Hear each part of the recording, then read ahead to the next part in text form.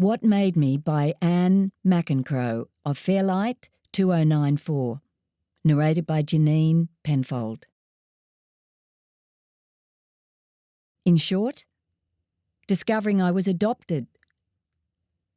At Bunnings Hardware Store, on a very ordinary Tuesday morning, I wandered over to Garden Pots and my phone pinged with a message.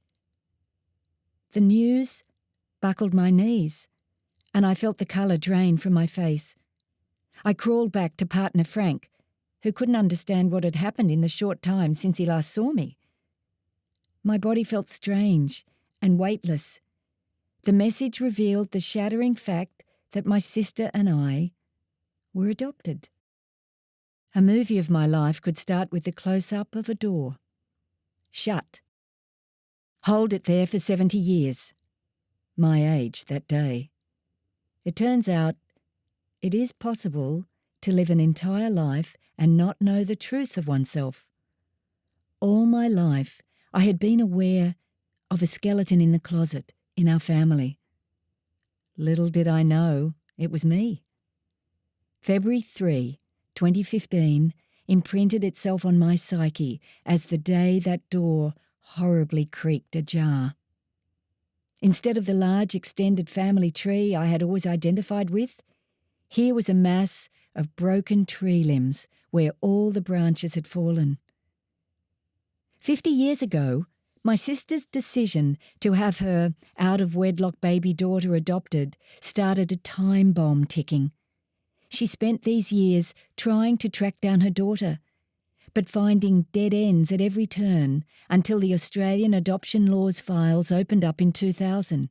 Then, this long-lost daughter found my sister. Amid much rejoicing, my sister phoned me to ask if I knew what a notation on the adoption papers meant. It read, "Mother adopted, but they don't think she knows." I told her it must be a mistake, but I would check with our older brother. Those pages of dry adoption legalese released major turmoil into my peaceful life. How could a few words penciled in a margin be so catastrophic? The phone call to Peter elicited a mumbled, "Secret, promise, Mum and Dad, I'll send you an email." My first thought was that if he had known the whole time, it must have been an inhuman pressure that would have shaped his whole life. Said email arrived. It transpired that Peter was my parents' natural child, but my sister and I were not. When we were born, the adoption narrative was, "It might be difficult, but everyone gets over it. There is no loss. The family preserves its dignity."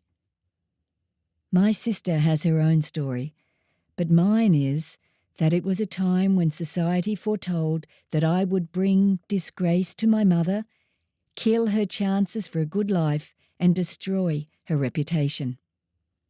Strangely, it didn't raise an eyebrow about my father. The thinking was that the natural parents relinquished their chance to raise the child and should therefore be out of the picture forever. So I was basically put out into the good, holy Catholic marketplace, where I was found by the people I, for 70 years, called Mum and Dad. Two little palindromes which now contained a whole new world of meaning. Once the truth is revealed, you discover that you were never that person you thought you were. The event shatters you into a million little pieces, a million little histories. You scramble for the pieces of your shattered story and try to put them back together again. You reassemble yourself. You are still you, but different. After the full realization dawned, my heart was shattered. I had always adored my dad and felt inconsolably betrayed. At the same time, I was also devastated and sad for my unknown natural mother. Nevertheless, the end result is that everyone involved in the key periods of my life did what they did for the best. And I am living proof that they succeeded. my story resonating with the analogy of a cultured pearl. With luck, experience and care, the cultured oysters go on to create high-quality gems with the same pearl quality as natural pearls. The nightmare of finding out the circumstances of my birth is finally fading into a more peaceful place. Luckily for me, I landed in the right cot, and how fortunate was I that my two very different sets of parents both brought myriad genetic and material blessings into my life. I feel that all things considered in the most positive light, I can finally see the real me. No doubt I will continue to reflect on my amazing circle of life. My family has now expanded to encompass many newfound blood relatives, a poignant reflection to me of the way things could have always been. After the passage of so many years and the established life patterns of all the various family members, slotting into a closer relationship at this stage is difficult, if not actually undesirable. But inroads are being made. As I explore my new world, I realise I am a product of two halves of myself. To move on, these halves must lean into each other and learn to get along, or at least coexist. Between them, I am whole again. I try to look upon life now as a river with a never-ending flow. I have learned that acceptance is the key as we follow the changing course of our lives.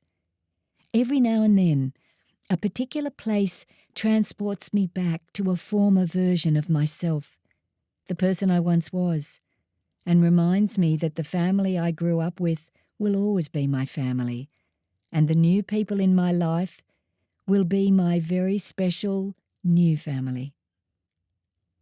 I have survived. The whole saga has made me what I now am. The branches may have all fallen off my former hybrid tree. Nevertheless, a promising, healthy new branch is starting to bud on the old, well-established tree trunk. In my 9th decade, my story begins anew.